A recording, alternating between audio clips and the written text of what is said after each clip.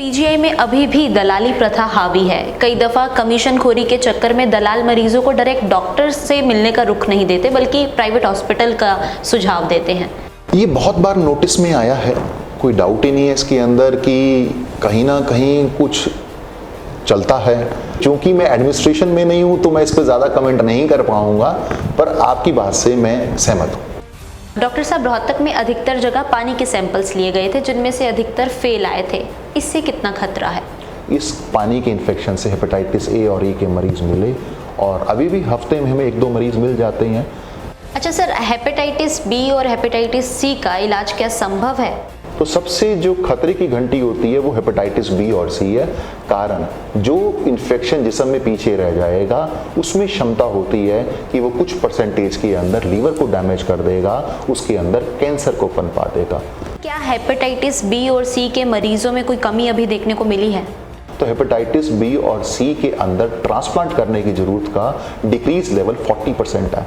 That means वो भी मानते हैं कि दवाइयाँ कारगर हैं। अच्छा सर, हेल्दी लीवर का क्या मापदंड होता है? आपको आधा घंटा वर्जिश करें, बेशक आप स्किपिंग करें, जॉगिंग करें, वॉकिंग करें।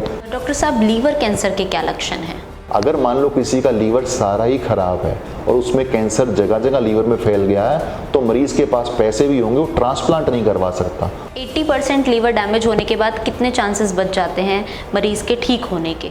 लीवर पूरा नॉर्मल तो नहीं होता, परंतु वो एक ऐसा समतल आ जाता है कि उसका गुजारा चलता रहे। बट ऐसा मरीज तमाम जिंदगी आपका मरीज रहेगा, उसके हर 1-1.5 महीने में टेस्ट करवाने पड़ेंगे। अच्छा, आज का जो खान पान है, रहन सहन है, क्या ये पेट की बीमारियों को और बढ़ावा दे रहा है? तो सब चीजों की जड़, कोई डाउट ही नहीं है, हमारा खान पान है। पेट पालना, पेट में चूहे कूदना, पेट की आग, पेट का सवाल।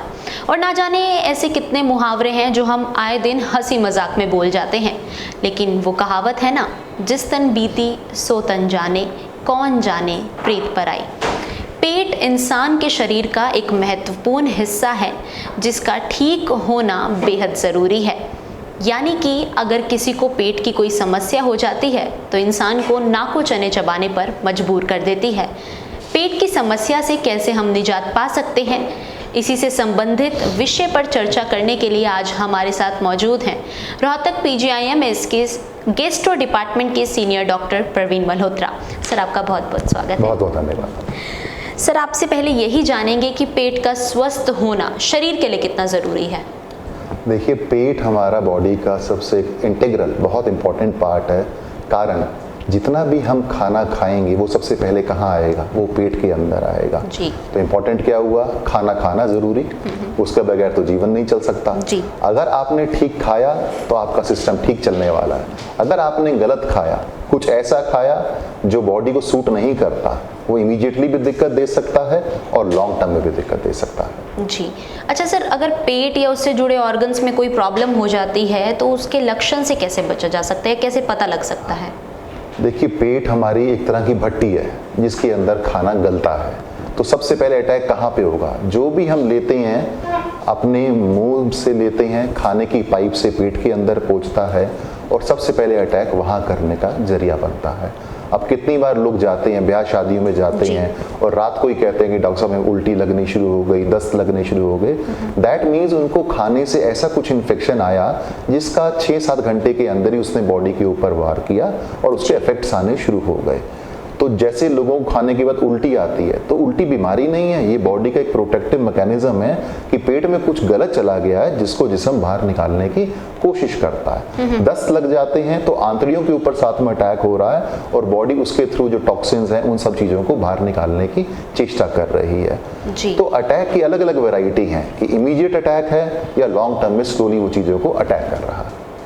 तो वो डिपेंड करता है? वो डिपेंड करता है। तो इन्फेक्शन एक ऐसा पार्ट है कि आपने कुछ खाया, इमीडिएटली आपको उसके सिम्टम आ गए, बट अगर आपकी खान पान कैसी है, उसके अंदर आप घी, चिकनाई, मीठा कितना ले रहे हैं, वो स्लोली बॉडी के ऊपर डैमेज का अपना फर्क दिखाता है। ऐसा नहीं है, हर चीज की बॉडी के अंदर इंपॉर्टेंस है। जैसे कुछ घी, चिकनाई, कुछ फैट्स, कुछ शुगर एक नॉर्मल मिनिमल अमाउंट में चाहिए होते हैं बॉडी को पचाने के लिए और शक्ति देने को। तो हमारे डाइट में मेन 3 जगह से हमें स्रोत मिलता है एनर्जी का, जिसके अंदर हम प्रोटीन्स कहते हैं, फैट्स कहते हैं। आजकल जो चल रहा है सारा सिस्टम कि फैट ने बॉडी को बहुत नुकसान पहुंचाना शुरू किया है और बहुत सारी बीमारियों की जो जननी बना है वो फैट बना है। इसलिए एक आजकल भाषा है कि जी minimal fat in the body, आप खाओ बहुत कम। फैट के साथ ऐसा चक्कर है कि फैट एक बाहर से लेना एक कुछ जिस्म भी बनाता है, फैट को प्रोडक्शन अंदर से भी होती है। तो इसलिए कहा जाता है आजकल कि जितनी सफ़ेद चीज़ें हैं, जैसे सफ़ेद चीनी है, सफ़ेद मैदा है, सफ़ेद घी है, तो ये सोर्स हैं कि जो आपकी बॉडी को डैमेज कर सकते हैं। तो इन सब चीज़ों से बचना बहुत लाजमी हो गया है। पहले लोग मानते थे कि मीठा वो छोड़े जिसको शुगर की प्रॉब्लम है जी, भाई घी चिकनाई वो छोड़े जिसको कोई दिल की प्रॉब्लम आनी शुरू हो गई है। परंतु आजकल दिनचर्या ऐसी लोगों ने बनाई है जो वाकई में अच्छी भी है कि जिसके अंदर इन चीज़ों का मिश्रण काफ़ी कम है, जितना कम लेंगे उतना बढ़िया है। अच्छा सर, हेपेटाइटिस बी और हेपेटाइटिस सी का इलाज क्या संभव है या फैलता भी है ये? हाँ बिल्कुल, देखिए हेपेटाइटिस बी और सी, इसका जो नामकरण हुआ काला पीलिया वो हरियाणा से ही हुआ, हमारे विभाग से ही हुआ। तो बहुत सारे लोग गूगल सर्च करते थे कि काला पीलिया क्या चीज़ है, काला पीलिया क्या चीज़ है। बेसिकली पीलिया होता है लीवर के ऊपर कभी भी अटैक आएगा तो वो लीवर को चोट पहुंचाएगा। पीलिया उसकी एक मैनिफेस्टेशन है कि आंखों में पीलापन आना शुरू हो गया, जिससे मरीज निकालता है कि पीलिया आना शुरू हुआ है। परंतु उसकी वैरायटी होती है। अब पीलिया आना शराब की वजह से भी हो सकता है, इन्फेक्शन है जिसके अंदर हेपेटाइटिस एक सबसे प्रमुख कारण है। हिंदुस्तान में पूरे विश्व में वायरस का इन्फेक्शन सबसे नंबर 1 है पीलिया के लिए। तो उसके अंदर वैरायटी होती है कि हेपेटाइटिस ए, ई, बी और सी। जो बी और सी है उसे हम काला पीलिया कहते हैं, कारण कि वो पूरी उम्र जिस्म के अंदर रह सकता है कुछ परसेंटेज ऑफ पेशेंट के अंदर। जो मौसमी पीलिया जिसको हम हेपेटाइटिस ए और ई कहते हैं वो तो आएगा और 1 से 2 महीने के अंदर वो ठीक हो जाएगा। तो सबसे जो खतरे की घंटी होती है वो हेपेटाइटिस बी और सी है, कारण जो इन्फेक्शन जिस्म में पीछे रह जाएगा उसमें क्षमता होती है कि वो कुछ परसेंटेज के अंदर लीवर को डैमेज कर देगा, उसके अंदर कैंसर को पनपा देगा। तो मेरी तो लाइफ की, जब डॉक्टरी मैं पढ़ता था अपने टाइम में, एमबीबीएस एमडी हम लोग करते थे, तो उस टाइम के ऊपर इतनी जागृति नहीं थी और उनका ट्रीटमेंट भी उस टाइम पे बहुत महंगा होता था। तो मेरी किस्मत अच्छी थी कि मेरे को अपने 3 साल मैंने हैदराबाद में ट्रेनिंग ली, तो वहाँ पे मेरा को अपना एक्सपीरियंस गेन करने का मौका मिला। और टचवुड आज हमारा विभाग, जहाँ पे पहले इस चीज़ का इलाज नहीं होता था, आज विश्व का नंबर 1 सेंटर है कि जहाँ पे सर्वाधिक मरीजों का इलाज 1 दिन के अंदर या प्रति माह के दौरान किया जाता है। आपका सवाल था कि क्या इसका इलाज संभव है? यस, इसका इलाज संभव है जी। सबसे बड़ी चेष्टा होती है कि इसको हम ठीक टाइम पे पकड़ लें। जितना जल्दी पकड़ें, दैट मीन्स वो लीवर को डैमेज नहीं किया उसने, क्योंकि अगर एक बार लीवर को डैमेज कर दिया, आप उस इन्फेक्शन को ख़त्म कर भी देंगे पर जो डैमेज रह गया वो उसका वापस आना मुश्किल हो जाता है। तो हेपेटाइटिस बी और सी के अंदर अब तो बिल्कुल खाने की दवाइयाँ आती हैं, जो एक गोली हैं, जो आप सरकारी स्कीम बिल्कुल फ्री है इसकी, प्रतिदिन इसका इलाज हमारे विभाग के अंदर मिलता है, इसका 1 रुपया भी चार्ज नहीं है। तो मैं बहुत धन्यवादी हूँ हरियाणा सरकार का, सेंट्रल गवर्नमेंट ऑफ इंडिया का, जिनके थ्रू एक ये पूरी स्कीम फ्री पूरे इंडिया के अंदर चल रही है। हमारा विभाग भी उसका मॉडल ट्रीटमेंट सेंटर है। तो आप किसी भी दिन किसी भी राज्य का मरीज यहाँ पे आके फ्री इलाज ले सकता है। उसके बेसिक बेसलाइन टेस्ट करवाए जाते हैं, जिसमें उसके सारे बॉडी के लीवर फंक्शन टेस्ट है, अल्ट्रासाउंड है, फाइब्रोस्कैन है, वायरस के टेस्ट हैं, और उनकी रिपोर्ट के आकलन के साथ दवाइयाँ फ्री में सरकार के कहने पे दे दी जाती हैं। पर इसकी कोई वेटिंग नहीं है और इसका कोई चार्ज नहीं है, इसकी कोई अपॉइंटमेंट नहीं है, कोई भी मरीज़ किसी भी दिन आ सकता है। तो लगभग रोज़ हमारे पास 50 से 60 मरीज़ आते हैं, पुराने भी और नए भी। तो प्रतिदिन हमारे पास 10 से 15 मरीज़ नए निकल के आते हैं और 40 के आसपास होते हैं जो पुराने मरीज़ अपनी सलाह के लिए आ रहे हैं, आगे की दवा लेने के लिए आ रहे हैं। पर यस, बहुत ज़रूरी है लोगों में जागृति होना। मेरी हमेशा दिल की एक तमन्ना रहती है कि हर किसी लोगों को पता हो कि इसका इलाज निःशुल्क है, ताकि वो इस भ्रम में ना जिए कि हमें इसका इलाज पैसों में करना पड़ेगा या हमारा छूट जाएगा। तो मैं हर माध्यम ढूंढता हूँ इसी चीज़ के ऊपर कि जन जन जागृति फैले इस चीज़ की कि आपका निःशुल्क इलाज है।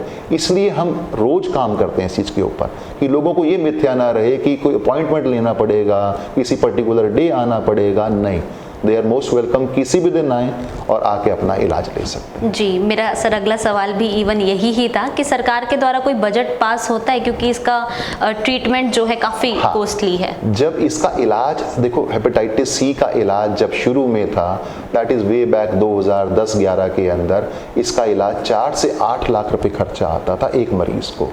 तो उस टाइम पे मरीज अफोर्ड ही नहीं कर पाते थे, और तब था कि दवाइयाँ भी रोज तक नहीं मिलती थी, लोग दिल्ली से जाके परचेज करके आते थे। मैंने अपनी एमडी ट्रेनिंग के अंदर आज तक कभी किसी का हेपेटाइटिस बी का इलाज नहीं देखा था, और जब ट्रेनिंग मेरी हैदराबाद हुई तब मुझे उसका ज्ञान हुआ।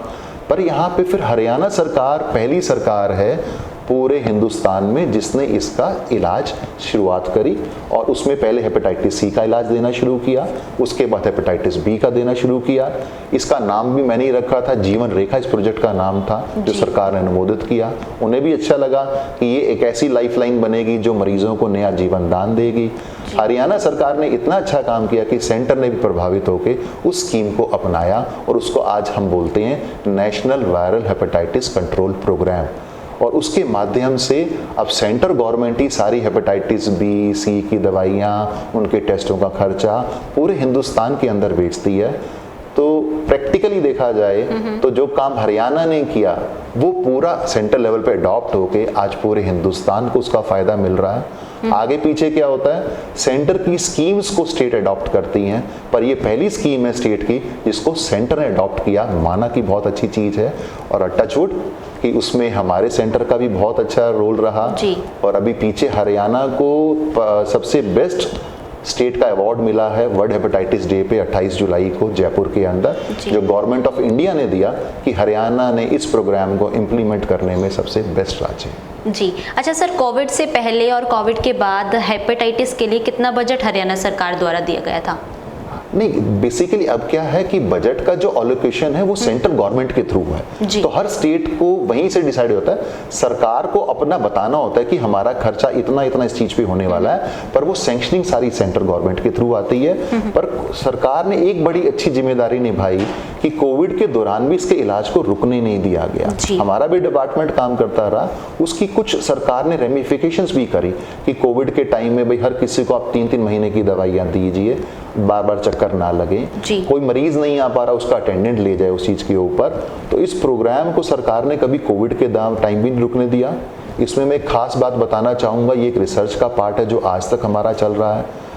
हेपेटाइटिस सी की जो दवाइयां हैं और हेपेटाइटिस बी कीटाणु भी इटसेल्फ, हमने देखा कि हमारे जितने मरीज थे हेपेटाइटिस सी के जो दवाइयों पे थे या हेपेटाइटिस बी के मरीज थे, उनको कोविड ना के बराबर हुआ। अभी तक हम गिन चुन के टोटल हजारों में सिर्फ 12 मरीजों में देखा कि जिनको कोविड हुआ, जिनके लीवर भी खराब थे, किसी की मृत्यु नहीं हुई।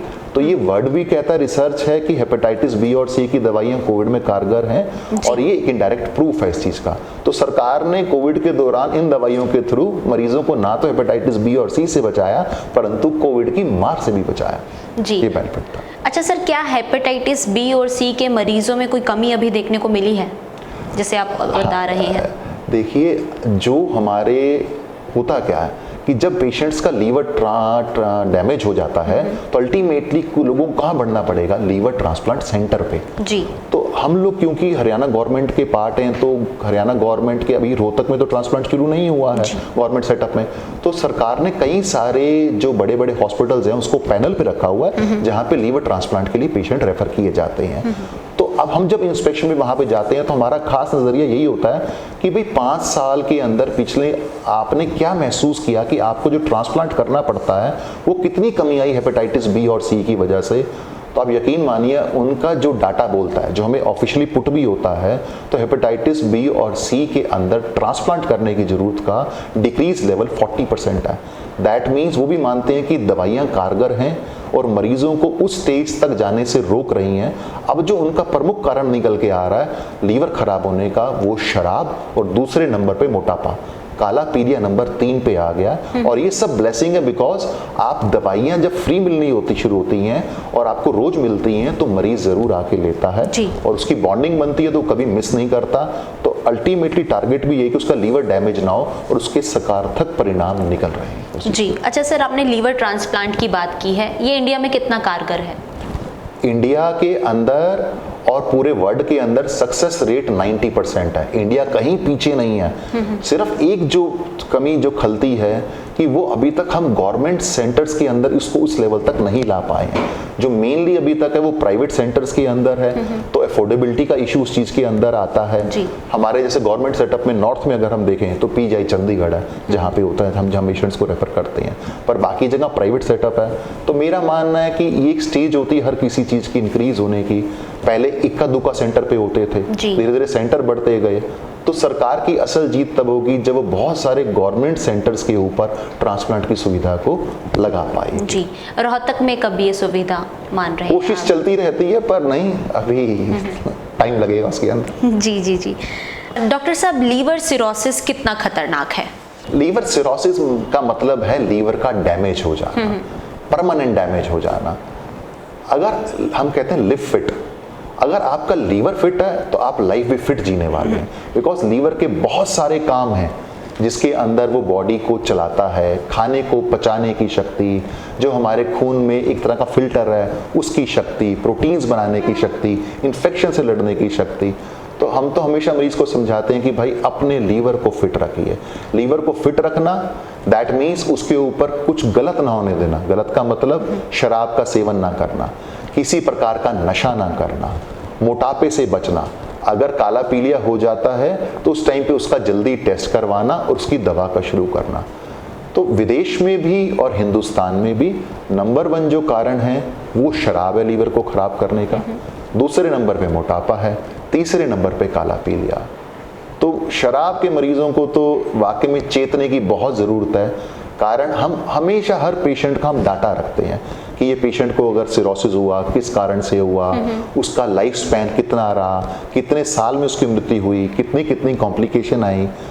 मैं आपको पिछले 3 साल का मैंने पूरा आकलन किया अपने मरीजों का जिनको लीवर सिरोसिस था अलग अलग कारण से। आप यकीन मानिए 54% पेशेंट शराब पीने वाले ऐसे थे जो पहले 3 साल में ही गुजर गए। क्यों? जो शराब पीने वाले मरीज होते हैं वो कभी इलाज के लिए जल्दी नहीं आते हैं, वो शुरुआती स्टेज में आते ही नहीं है, बिकॉज वो मानते ही नहीं उनको बीमारी है। उनको ये बड़ा होता है कि हमारी शराब छूटने की दिक्कत आएगी, तो पीछे हटते हैं उस चीज़ के। जब तक वो इलाज के लिए आते हैं तो उनका 80% लीवर डैमेज हो चुका होता है, पेट में पानी आ चुका होता है, पाँव में सोई आ चुकी होती है, तो वो एक एडवांस स्टेज के अंदर आते हैं। और ये भी सच्चाई है, हर कोई लीवर ट्रांसप्लांट अफोर्ड नहीं कर सकता, पैसे की प्रॉब्लम है, कोई डोनर हो उसके लिए जो उसको लीवर दे, उस वजह से प्रॉब्लम आती है। तो शराब तो हम मरीज को कहते हैं भाई देखो कुछ बीमारी तो भगवान लगा दे अपने आप, ये तो आपकी अपनी लगाई हुई है। तो मेरा तो मानना है काला पीलिया पे तो बहुत अच्छा काम चल रहा है सरकार के थ्रू, मोटापे पे और शराब पे सोसाइटी को खुद चेतने की ज़रूरत है, अपने आप को जागृत करने की ज़रूरत है ताकि आपका लीवर फिट रहे। जी अच्छा सर, 80% लीवर डैमेज होने के बाद कितने चांसेस बच जाते हैं मरीज के ठीक होने के? हाँ देखो 80% का मतलब हुआ कि वो स्टेज एडवांस आ गई। उसके अंदर आप मान लो जो सबसे पहला कि किस चीज़ से लीवर खराब हो रहा है। अगर शराब से लीवर खराब हो रहा है तो सबसे बड़ा ज़रूरी है शराब का बंद होना।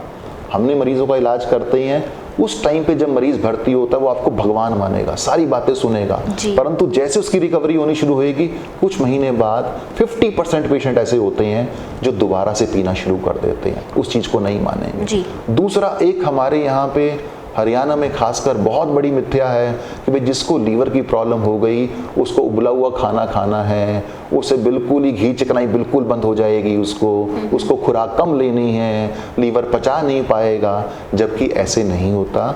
लीवर को चोट पहुंची है, किसी भी अंग पे चोट पहुंची है तो उसे ठीक कौन करेगा? खुराक प्लस दवाई। तो खुराक हमेशा अच्छी हाई प्रोटीन डाइट बोलते हैं हम कि वो इंसान ले, ऐसा कोई उबले का चक्कर नहीं होता, क्योंकि एक अच्छा न्यूट्रिशियस डाइट आपकी रिकवरी में हेल्प करता है। अब मान लो किसी का काले पीले से लीवर डैमेज है, उसका लीवर 80% खराब हुआ है, तो बार होता है कि आप उसको दवाइयां शुरू करते हैं, वायरस खत्म होना शुरू होता है, तो लीवर पूरा नॉर्मल तो नहीं होता, परंतु एक ऐसा समतल आ जाता है कि उसका गुजारा चलता रहे। बट ऐसा मरीज तमाम जिंदगी आपका मरीज रहेगा, उसके हर 1-1.5 महीने में टेस्ट करवाने पड़ेंगे। टचवुड क्योंकि गवर्नमेंट सेटअप है तो हमारे मरीज रेगुलर फॉलोअप पे रहते हैं, कोई चार्ज नहीं है उसकी चीज़ का, डेली बेसिस इलाज हो जाता है। इसमें एक और देखना पड़ता है, बहुत सारे पेशेंट्स के अंदर कैंसर पनपने के भी चांस होते हैं। तो ध्यान एक ही है कि आप अपने लीवर को खराब ना होने दें, शराब ना पिएं, मोटापे से बचें, काला पीलिया अगर पता है तो इमीडिएटली उसका इलाज करवाएं। अच्छा सर, पीलिए की बात की जाए तो कई मिथ्ये ये भी सुनने में आते हैं कि पीलिए का घरेलू नुस्खों से इलाज हो जाता है, ज़रूरी नहीं है कि हम एलोपैथी से इसका इलाज करें, तो उसको किस तरह देखते हैं? इसका कारण एक है कि आपका जो पीलिया का नंबर 1 कारण है वो है वायरस का इन्फेक्शन। उसमें भी मेन कारण हेपेटाइटिस ए और ई। 80% पीले का कारण वो है जिसने ठीक हो ही जाना है, बॉडी ने रिकवर करना ही करना है, उसको 4 से 6 हफ्ते लगने हैं। इसी वजह से देखो, हमें तो खुद मरीज फोटो डालते रहते हैं, मैं आपको भी दिखा सकता हूँ कि जब वहाँ पे एक ऐसा कुआं है जहाँ पीलिया ठीक होता है, या वहाँ एक ऐसा तालाब है जहाँ पीलिया ठीक होता है। तो बेसिकली आप पीलिए की वैरायटी को ढूंढना पड़ता है कि आप डील किससे कर रहे हैं। अगर मान लो हेपेटाइटिस बी और सी है, आपको पता ही नहीं है और वो कीटाणु पीछे रह गया और आपको तब पता चला कि जब वो आपका लीवर डैमेज करना शुरू हुआ, दैट मीन्स पेट में पानी आया, पाँव में सुई आई। बहुत बार मरीज आते हैं जिनको लीवर खराब होता है तो उनकी हिस्ट्री भी जाती है, वो कहते हैं हाँ जी हमें 10 साल पहले पीलिया आया था पर हमने चेक तो नहीं करवाया था डॉक्टर साहब कौन सी वैरायटी थी, क्योंकि वो हेपेटाइटिस बी और सी था। इसलिए जब भी पीलिया आया आपको टेस्ट करवाना बहुत लाजमी है कि आपकी वैरायटी कौन सी है उस चीज के ऊपर। तो हम यही डर लगता है उस टाइम पे कई बार मरीजों को, भाई स्टेरॉइड्स की दवाइयां, अब किसी को पीलिया आया, लीवर पर अटैक पड़ा तो उसके अंदर जो प्रिकॉशंस होती हैं वो मेन होता है स्टेरॉइड्स, कि वो ना लिए जाएं, वो लीवर को डैमेज कर सकते हैं। नींद की गोलियां, दर्दों की गोलियां, डाइट इंसान अपना नॉर्मल ले, बॉडी में एक पोटेंशियल है, बॉडी तो रिकवर करेगी ही करेगी, 100% करेगी, तो 80% में इस चीज ठीक हो जाती है। इतने सारे लोग आप देखिएगा गले के अंदर वो लकड़ी की माला पहनते हैं उस चीज को कि ये पीलिया उतार रही है। बहुत मरीज बताएंगे डॉक्टर साहब हमारे कान में बीन बजाते हैं, उससे पीलिया बाहर निकालते हैं। इसका एक लॉजिक है, आपका जो पीलिया है वो पिगमेंट है बेसिकली येलो कलर की, तभी वो आंखों में आती है तो आंखों का पीलियापन है, यूरिन में निकलता है तो यूरिन का पीलापन है। लोगों को ये नहीं मालूम वो पसीने से भी निकलता है, तो इसलिए जो आपका पसीना है उस लकड़ी पे धीरे धीरे धीरे धीरे वो रंग चढ़ाएगा। भाई मरीज को 1 महीने में ठीक होना है, उसका पीले का निकलने का सोर्स पसीना भी है, तो लकड़ी को रंगेगा वो 1 महीने के अंदर।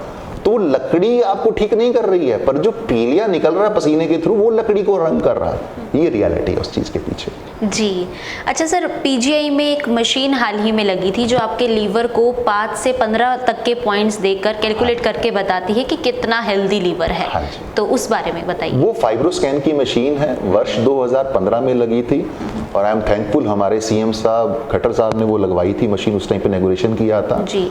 1 करोड़ 8 लाख की मशीन थी, आजकल उसका 2 करोड़ के आसपास है। और वो पहले हमें लीवर के अंदर ज्ञान करना पड़ता था कि लीवर कितना डैमेज है, तो हमें उसका टुकड़ा लेना पड़ता था। टुकड़ा लोगे तो मरीज कई बार कंसेंट नहीं देगा, कॉम्प्लिकेशन हो सकती हैं, ब्लीडिंग हो सकती है उसके अंदर, तो हम भी हिचकते थे, कई बार मरीज हिचकता था उस चीज को। पर ये मशीन जब से आई तो उससे कि आपको टुकड़े की जरूरत नहीं पड़ती, आप एक तरह का अल्ट्रासाउंड है वो मरीज को 10 सेकंड के अंदर चेक करिए, आपको ग्रेडेशन आ जाती है कि लीवर पूर्णतः नॉर्मल है, लीवर शुरुआती देर के अंदर दिक्कत है, या लीवर की एडवांस समस्या है। तो लगभग हमारे पास 27,000 के आसपास वो फाइब्रोस्कैन हो चुके हैं। तो मशीन ने तो ऑलरेडी अपने जो 1 करोड़ 8 लाख की आए थे, आई थिंक 8-9 करोड़ बचा दिए हैं और तमाम जिंदगी मरीजों की सेवा में लगी हुई है उस चीज के ऊपर। पर वो एक एडवांसमेंट है, गिने चुने सेंटर पे हैं, तो very thankful to Haryana government जिनके थ्रू में वो मशीन मिली है। हम उसको डेली बेसिस करते हैं, कोई भी मरीज आए, किसी भी दिन आए कि डॉक्टर साहब मुझे लीवर चेक करवाना है, मुझे फाइब्रोस्कैन करवाना है, उसका हो जाएगा। पर सबसे अच्छा है अगर हम उसको खाली पेट करवाएं तो उसके और रिजल्ट अच्छे निकलते हैं जी। अच्छा सर, हेल्दी लीवर का क्या मापदंड होता है? हेल्दी लीवर का मापदंड है कि आप उसके ऊपर किसी प्रकार की चोट नहीं पहुंचा रहे हैं, सबसे बड़ी इंपॉर्टेंट चीज। हम जो मरीज किसी प्रकार का नशा नहीं करता वो सबसे अच्छी बात है, नशे से बचें। बहुत बार आएंगे डॉक्टर साहब परमिसिबल लिमिट क्या है शराब की, हम कितनी लें ताकि हमारे लीवर को डैमेज ना आए। हम तो एज अ डॉक्टर कहते हैं भी देखो, एज अ डॉक्टर तो हमें कभी नहीं कहना चाहिए शराब पियो, पर अगर भाई बहुत ही मौत पड़ रही है तो हफ्ते में 2 पैक, वो आपके लीवर को डैमेज नहीं करेंगे। तो उससे ऊपर नहीं, that means 60 ml per week एक सेफ लिमिट बनती है उस चीज के ऊपर। दूसरा, अपना आधा घंटा जिस्म के ऊपर टाइम ज़रूर लगाना चाहिए। आपको आधा घंटा वर्जिश करें, बेशक आप स्किपिंग करें, जॉगिंग करें, वॉकिंग करें, कुछ भी करें, आपको पसीना आए, दैट मीन्स आप अपने बॉडी की चर्बी को जला रहे हैं, आप अपने बात सब सिस्टम को, आप वॉक करते हैं, आपको ऐसा नहीं कि फेफड़ा अच्छा रहता है, दिल अच्छा रहेगा, लीवर भी फिट रहेगा, अच्छी ऑक्सीजनेशन मिलेगी उस चीज़ के ऊपर। उसका ध्यान कि जो हम फैट अपने खून में जमा करते हैं वही जाके लीवर में भी जमा करता है।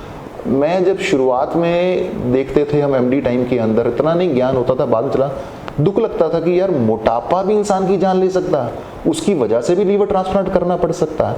तो राइट नाउ शराब के बाद 33 से 35% मरीज ऐसे हिंदुस्तान में हैं जिनका लीवर ट्रांसप्लांट सिर्फ मोटापे की वजह से किया जाता है। तो उसको फिट रखने के लिए वो पार्ट बहुत ज़रूरी है।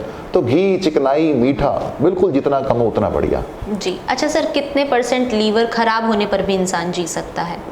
हाँ देखिए, एक नॉर्मल लीवर है, जैसे हम लोग लीवर ट्रांसप्लांट करते हैं उसको समझिए, उसमें परिवार वाला कोई देता है, वो आधा लीवर देता है और 3 महीने में लीवर दोनों तरफ पूरा हो जाता है। दैट मीन्स अगर मान लो मैंने अपने परिवार में किसी को अपना 50% दिया, तो 3 महीने में जिसको मैंने दिया उसका भी 100 बन जाएगा और मेरा भी 100 बन जाएगा।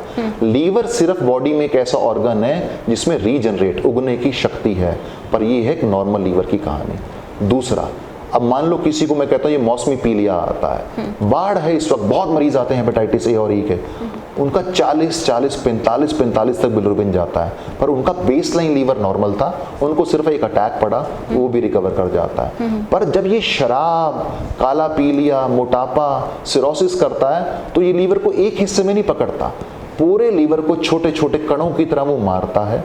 इसलिए जब ये परमानेंट डैमेज हो जाएगा, और किसी भी लीवर के मरीज को समझना चाहिए, अगर उसके पेट में पानी आ गया है, पाँव में सुई आ गई है, दैट मीन्स उसका 80% लीवर डैमेज कगार पे खड़ा है, तभी उसको सिचुएशन आई है। फिर हम उसको दवाइयों से, खुराक से, नमक बिल्कुल कम रखते हैं, बिकॉज नमक जिस्म में पानी को रोकता है। प्रोटीन डाइट हाई रखते हैं कि ताकि प्रोटीन जिस्म से पानी को भगाता है। लीवर प्रोटीन का जननी है, अगर वो कम होगा तो पानी बनना शुरू होगा।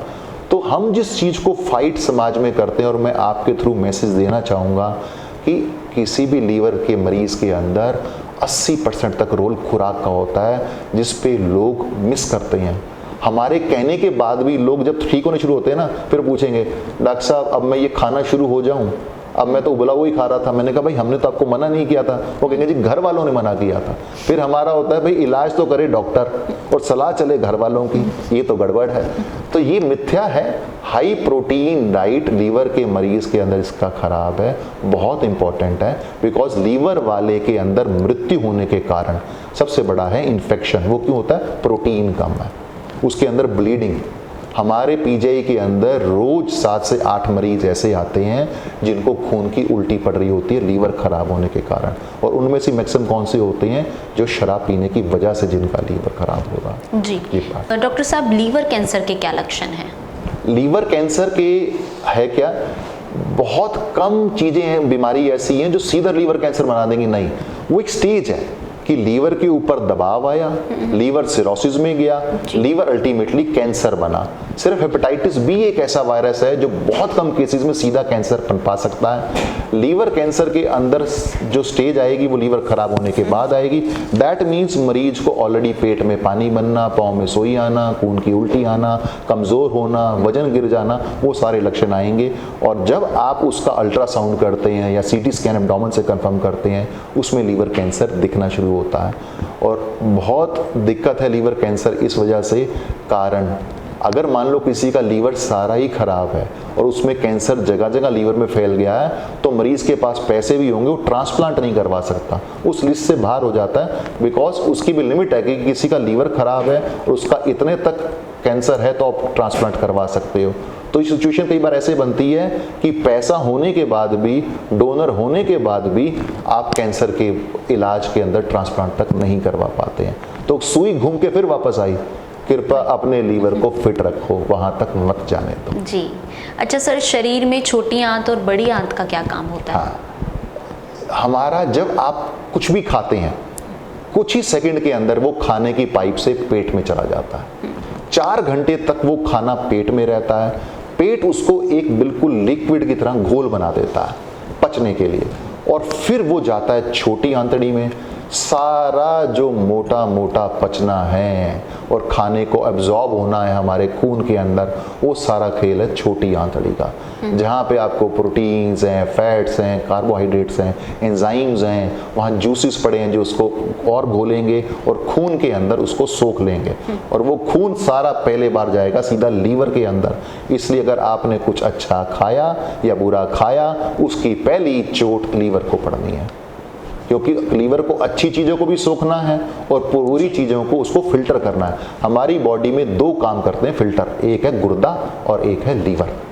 फिर आता बड़ी आंतड़ी। भाई छोटी आंतड़ी से जो खाना उसने पचा लिया, अब जो चीज़ें बच गई जो हमें एक्सक्रीट करनी है बॉडी में, शौच के थ्रू करनी है, तो उसके अंदर बड़ी आंतड़ी का रोल आता है, और पानी को एब्जॉर्ब करना है वो बड़ी आंतड़ी का रोल आता है।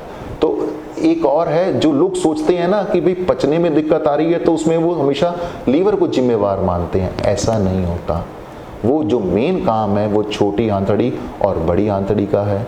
इसमें एक चीज़ और बहुत अच्छी निकल के आ रही है, हम बोलते हैं फैटी लीवर, जिसमें लीवर में फैट आता है। अब ऐसे कनेक्शन निकल के आ रहे हैं कि फैटी लीवर और आंतड़ियों का आपस में घूम मिलाव है, कि जिनको फैटी लीवर है, अपने हमने पीछे 200 मरीज देखे हैं, उनको आंतड़ियों के अंदर भी पचने में दिक्कत आती है, उनको बार बार शौच जाने की नौबत आती है, जिसको हम इरिटेबल बाउल सिंड्रोम कहते हैं अपनी भाषा में। तो ये सिस्टम वेल कनेक्टेड है, आपस में पेट का हिस्सा है, सब आसपास जुड़े हुए हैं, एक दूसरे से कनेक्टेड है। बिल्कुल। अच्छा, आज का जो खान पान है, रहन सहन है, क्या ये पेट की बीमारियों को और बढ़ावा दे रहा है? बिल्कुल। आप देखिए, जब पुराने टाइम के अंदर कहाँ इतने फास्ट फूड्स होते थे, कहाँ लोग बाहर जाते थे। आप YouTube के ऊपर कई बार देखते हैं ना, अभी फास्ट फूड्स बन रहे हैं, आप देखना उसमें डलेगा क्या, पूरी मक्खन की टिक्की डल रही होगी उसके अंदर। बिल्कुल। ठीक है, भरपूर उसके अंदर होगा। ये जो लोग उनसे ले रहे हैं खाने पीने की चीजें, उनको भूख ना लगे, हैवी खाना उनको मिल जाए, बेशक फास्ट फूड की फॉर्म में मिल जाए। मैं इतने सारे अपने मेरे पर्सनल फ्रेंड्स हैं, एक ने मुझे आके बोला कि डॉक्टर साहब मैं तो भाई 2 महीने के अंदर मेरा इतना किलो वजन बढ़ गया। मैंने कहा भाई तू खाता क्या है? वो कहते जी पहले मैं रोज जाता हूँ पाव भाजी खाता हूँ बैठ के। अच्छा। तो उसका आप ही की स्ट्रीम से है, मैं नाम नहीं लूंगा, पर वो चीज छोड़ी, उसका वजन कम होना शुरू हो गया। तो सब चीजों की जड़, कोई डाउट ही नहीं है, हमारा खान पान है। अब पहले क्या होता था, आप सोचिए, पेस्टिसाइड्स का स्प्रे ज़्यादा होना शुरू हुआ, घर घर में कैंसर है कि नहीं है। आप जिसको भी देखते हैं आपको पता चलता है फलाना एक्टर कैंसर से मरा, फलानी एक्ट्रेस कैंसर से मरी। वो इसलिए लगता है क्योंकि वो प्रोमिनेंट फिगर्स हैं। ऐसा नहीं है, कैंसर आपको घर घर में मिलेगा। दूसरा, इसी खान पान की वजह से हम लोग एक हो गए सीडेंटरी लाइफ, हर किसी की ऑफिस गोइंग है, कुर्सी पे बैठना, वर्जिश नहीं होनी, टाइम वो आपको है नहीं। और लोगों को एक बहुत बड़ा है कि जी हमारे पास तो मरने का टाइम नहीं है, तो हम वर्जिश कैसे करें। मुझे लगता है कि अगर हमारे पास अपने जिस्म के लिए आधा घंटा नहीं है तो लानत ऐसे जीवन के ऊपर। रिमेन हेल्दी, वो बहुत एक इंपॉर्टेंट चीज़ है उस पार्ट के ऊपर। पर यस, खाने पीने का पूरा दोष है उस चीज़ के अंदर। तो सारी चीज़ों का अगर आप आकलन करेंगे तो सब चीज़ें घी, चिकनाई और मीठे के ऊपर आगे रुकेंगी किसी भी फॉर्म के अंदर। बाहर आप जाते हैं, आप कितने लोग मिल्क शेक्स और आइसक्रीम शेक्स, बच्चों की स्टेज अलग होती है। जब आप छोटे होते हैं आप 2-2, 3-3 परांठे भी खा जाएंगे, आपको डाइजेस्ट हो जाएगा। पर जैसे एज बढ़ती जाती है, बॉडी की कंजप्शन, पचाने की कैपेसिटी कम होती जाती है। तो जो लोग, हम लोग कहते हैं जितना इंसान पतला है उतना वो लंबा जिएगा। आप अपने एक्सपीरियंस में, अपने गांवों में देख लीजिए, अपने रिश्तेदारी में देख लीजिए, जो पतले पतले लोग थे वो 90-95 साल तक भी जीते हैं। आपने कोई विरला मोटा आदमी देखा होगा जो 95 पे जाके मरा होगा। मिल्खा सिंह जी की एक बड़ी प्रोमिनेंट लाइन है, अपने आप को आधा भूखा रखो, अपने पेट का आधा घड़ा भूखा रखो। वो हमेशा ये कहते थे कि मेरी लाइफ का सक्सेस है टू कीप हाफ फास्टिंग, कि मैं आधा अपने आप को खाली रखता हूँ। वो बहुत ज़रूरी है। घड़ा भरा हुआ है वो छलकेगा 100%, अगर घड़ा आधा भरा हुआ है ना तो बहुत अच्छा है। एक और इसमें बड़ी इंपॉर्टेंट चीज़, इसका साइंटिफिक रैशनल है। आप शादी में लोग जाते हैं, वो खाएंगे खाएंगे खाएंगे और आधे घंटे बाद लगेगा कि यार आज तो बहुत ज़्यादा खा लिया। आप अगर खा रहे हैं, आप 10 मिनट शांति से बैठिए, आराम आराम से खाइए, क्योंकि हमारी बॉडी में पेट के अंदर क्या होता है, जब भूख लगती है उसको बोलते हैं हंगर पेन्स। बॉडी को बताती है यार भूख लग रही है। आप जब उसको खाना खाते हैं, पेट में खाना जाता है, तो वो आधे घंटे बाद स्टाइटी की फीलिंग आती है कि हाँ यार मेरा पेट भर गया है। तो जो लोग कहते हैं ना, फॉरेन में भी डाइनिंग टेबल बैठते थे, परिवार के साथ बैठते हैं, गपशप करते हैं, 32 बार चबाओ, आराम से पचाओ, आराम से खाओ, बैठ के खाओ, जल्दी मत खाओ, और आपको स्टाइटी की फीलिंग आएगी। तो इससे आप एक्सेस खाएंगे भी नहीं उस चीज़ के ऊपर। बहुत सारे लोग हमेशा खाना खाने से पहले पानी पीते हैं, हम भी बचपन में करते थे। आपने भर पेट खाया और फिर चिल्ड पानी पिया उसके बाद। खाने को पचाने के लिए एक नॉर्मल टेम्परेचर चाहिए।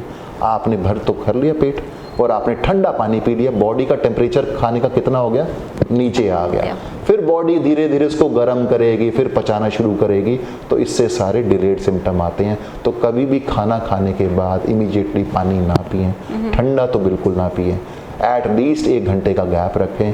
और आपको अगर अपनी भूख को ठीक रखना तो पहले 1-1.5 घंटा पहले पानी पी लीजिए, ताकि आपको ज़्यादा खाने की ज़रूरत भी ना पड़े। जी अच्छा डॉक्टर साहब, ये भी अक्सर सुनने में आता है कि खाने से 1 घंटा या आधा घंटा पहले अगर पानी पीते हैं तो वो अमृत की तरह होता है, खाने के दौरान पीते हैं तो वो पानी की तरह ही होता है, और बाद में पीते हैं तो वो जहर की तरह होता है। तो इससे कितना बिल्कुल लॉजिक है। पहले पानी पीने का मतलब ये है, ध्यान कहाँ पे, कि आप खाना कम खाएं। आजकल लोग जो बहुत मोटे हो जाते हैं उनकी सर्जरीज करवाई जाती हैं, जिसे हम कहते हैं बैरिएट्रिक सर्जरी। उसका मतलब है पेट की क्षमता को आधा कर दो, बैलून डाल दिए जाते हैं ताकि पेट की क्षमता कैपेसिटी कम हो गई, आपने खाना खाया, सारा चक्का हंगर पेन्स की स्टाइटी फीलिंग के साथ है कि आपको लगे हाँ यार मेरा तो पेट भर गया। तो वो पार्ट, आप पानी पी रहे हैं, आपने जितना खाना खाना है, कुछ कैपेसिटी तो आपने पेट की पानी से भर दी ना, तो इसलिए आप खाना उतनी अमाउंट में नहीं खाओगे जितनी आपको भूख लग रही है।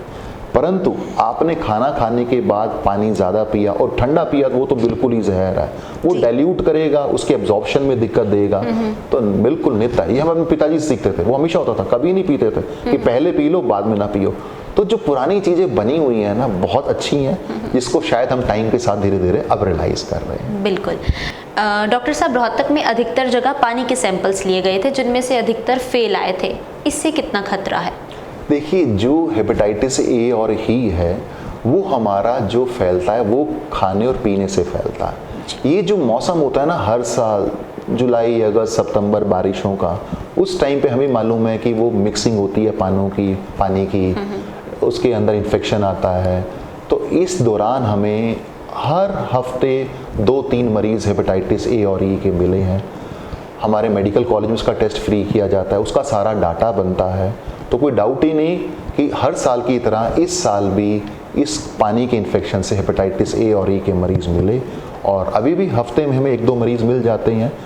तो ये तो मुझे है कि बिल्कुल हर किसी का अधिकार है स्वच्छ हवा पे, स्वच्छ पानी पे, इसके लिए मैनूवर ज़रूर होने चाहिए। तो हमें भी अपनी कॉलोनी में हमें पानी ठीक नहीं मिला, तो हमने खुद बिस्लेरी का बहुत बार प्रयोग किया उस चीज़ के ऊपर, क्योंकि उसमें से स्मेल आती थी, आपको पीने में बड़ी दिक्कत आएगी। तो मेरा अपना मानना है कि हाँ, बहुत ज़रूरी है स्वच्छ पानी, बिकॉज इससे इन्फेक्शन बात सिर्फ हेपेटाइटिस की नहीं है, उल्टी, दस्त, बुखार, ये सब चीज़ें इस पानी पीने के इन्फेक्शन से आती हैं। जी, स्वास्थ्य विभाग हरियाणा की ओर से आपको अचीवमेंट अवार्ड से नवाजा जा चुका है, उसके बारे में कुछ बताइए। ये सारा हमारा हेपेटाइटिस बी और सी का जो प्रोजेक्ट था, उसी के लिए मुझे अचीवमेंट अवार्ड दिया गया था। मेरी किस्मत अच्छी थी कि शुरुआती मेरे, क्योंकि हरियाणा में सबसे पहले सेंटर हमारा डिपार्टमेंट ही बना, मैं उसका नोडल ऑफिसर बना, परमात्मा की कृपा थी, काम अच्छा हुआ, तो उसको अचीवमेंट सेंटर लेवल तक भी मिली, हरियाणा गवर्नमेंट तक भी मिली। तो ये मेरे को आई थिंक बहुत दुआ है लोगों की, माता पिता का आशीर्वाद है। मैंने कभी लाइफ में नहीं सोचा था कि मैं एक नेशनल स्टीयरिंग कमेटी के अंदर पार्ट बनूंगा, मैं इसकी गाइडलाइंस बनवाऊंगा। तो ये एक खुदा की इनायत है इस चीज़ के ऊपर। डॉक्टर साहब, 2016 में आप देश के पहले ऐसे डॉक्टर बने थे जिन्होंने दूरबीन से मरीज की आंत में फंसे कॉपर को निकाला था, तो उसका एक्सपीरियंस कैसा रहा? एंडोस्कोपी एक वरदान है। तो कॉपर एक पार्ट था, बहुत सारी चीज़ें ऐसी हैं, आप यकीन नहीं करेंगे, कॉपर टी तो एक पार्ट था कि लेडी को लगी हुई थी, तो उसमें भाई पहले क्या होता था, जब तक एंडोस्कोपी नहीं थी तो सारी चीजें ऐसी कुछ हो गई तो ऑपरेशन करना पड़ेगा, उससे करना पड़ेगा। फिर एंडोस्कोपी की अवेलेबिलिटी हुई तो हमने उसमें फंसी हुई थी। डर ऐसा ये होता है कि भाई अगर निकालते वक्त आंतड़ी फट सकती है, तो मरीज तो पहले ही तैयार था कि डॉक्टर साहब मेरा तो ऑपरेशन वैसे भी होना है अगर आपसे ना निकली तो, पर टचवुड वो ठीक निकली। वो एक पार्ट है, हमने बहुत बार देखा है। आप कई बार लोग नशा करते हैं, जेब भी काटते हैं, हमें याद है उससे भी कॉम्प्लिकेटेड था। आई थिंक 6 इंच का वो ब्लेड था जो गलती से वो शिवरात्रि में भांग पीते ना कई बार और जेब भी काटते हैं, वो गलती से नशे में वो अपने पेट में ले गया और उसको पेट से निकाला गया। तो ये केसेस तो हर हफ्ते बच्चे हैं बेचारे मैग्नेट खा जाएंगे। सिक्के तो बहुत सिंपल हैं कि निकालना कोई दिक्कत नहीं है, दिक्कत आती है आपको नीडल्स के साथ, सुइयों के साथ, वो चली जाती हैं पेट में गलती से। लोगों को आदत होती है भाई कील रख रखा है मुंह में और काम कर रहे हैं, वो कील स्लिप कर जाएगा।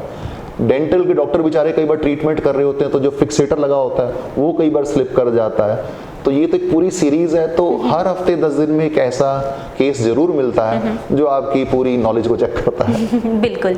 डॉक्टर साहब 2013 में आपको जीवन रेखा योजना का प्रमुख नोडल अफसर बनाया गया था। अंदर खाने ये भी पीजीआई में बात चली, आपको हटाने का ताना बाना बुनना शुरू हो गया था कुछ लोगों द्वारा। शायद देखिए कुछ चीज़ों को परमात्मा रचता है, आपको अपने काम करते रहने चाहिए। मैंने 2013 के अंदर ये प्रोजेक्ट सरकार के कहने पे शुरू किया गया था। इसकी मैं आपको रियलिटी बताता हूँ, ये प्रोजेक्ट हरियाणा के लिए बना ही नहीं था। ये प्रोजेक्ट तो पीजीआई चंडीगढ़ जा रहा था और मेरे को आज भी याद है, मुझे 2013 में ऊपर से ये बोला गया था कि आप ये लिख दीजिए कि इसका इलाज यहाँ पे संभव नहीं है, पर मैंने उसको लिखने से मना कर दिया था और मेरी को फिर चंडीगढ़ बुलाया गया था। वहाँ पे सीनियर अधिकारी थे और उन्होंने बड़े खुश होकर बोला कि जिस चीज़ का इलाज अगर हमारे हरियाणा में होता तो हम बाहर क्यों भेजेंगे, हम नहीं भेजेंगे। शुरुआत वहाँ से थी। इसने बहुत अच्छा काम हुआ, अच्छा नाम हुआ।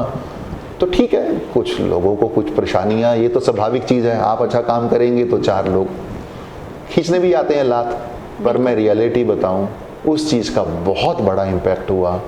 मैं आज भी याद है, संडे का दिन था, मुझे दोपहर को 3 बजे मैं अपना मेडिकल कॉलेज से राउंड लेके वापस आ रहा था। एक फ़ोन आता है कि डॉक्टर साहब ऐसे ऐसे, मैं डॉक्टर संध्या काबरा बोल रही हूँ नेशनल टीम से, हम आपको नेशनल टीम में पिक कर रहे हैं, आपको कोई आपत्ति तो नहीं है।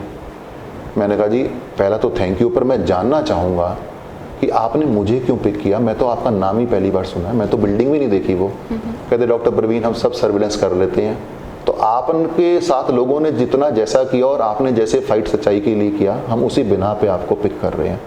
तो मैं तो धन्यवादी हूँ लोगों का जिन्होंने मुझे थोड़ा बहुत परेशान किया, पर शायद उनको ये समझ नहीं आया कि मुझे तो वो उस दहलीज पे लाके छोड़ गए जब मैंने उम्मीद नहीं करी थी। और फिर उन्होंने मुझे नेशनल टीम में पिक किया। टचवुड, ये एक ड्रीम होता है आपका कि आप एक नेशनल पॉलिसी में हैं, आप उसकी गाइडलाइन फ्रेम कर रहे हैं। तो मेरे माँ बाप ये सिखाते हैं कि अगर आपको कहीं से कुछ पीछे से हंटर लग रहा है ना, तो शायद परमात्मा आपको कोई रेस जिताना चाहता है। तो टचवुड मेरे लिए तो भगवान ने बहुत कुछ अच्छा किया। सबको सद्बुद्धि दे भगवान जी। तो क्या मानते हैं अभी भी पीजीआई में अपने फेवरेट्स की लॉबिंग होती है? नहीं, ऐसी कोई बात नहीं है, हर कोई अपना काम करता है और हमें तो पीजीआई से बहुत अटैचमेंट है और रोहतक से बहुत अटैचमेंट है। आप यहीं के पले बढ़े हैं। पीजीआई आज हम जहाँ बैठे हैं, आप हमसे बात कर रहे हैं, बुला रहे हैं, कुछ इज्जत सम्मान दे रहे हैं, तो उसकी जननी पीजीआई है। तो अगर आप पूछें तो हमारी तो आत्मा अटैच्ड है पीजीआई के साथ। आपने एमबीबीएस वहीं से शुरू करी, आपने एमडी करी, आप सारी जॉब कर रहे हैं और एक जो भी जीवन में मुकाम हासिल कर रहे हैं वो पीजीआई की बदौलत है।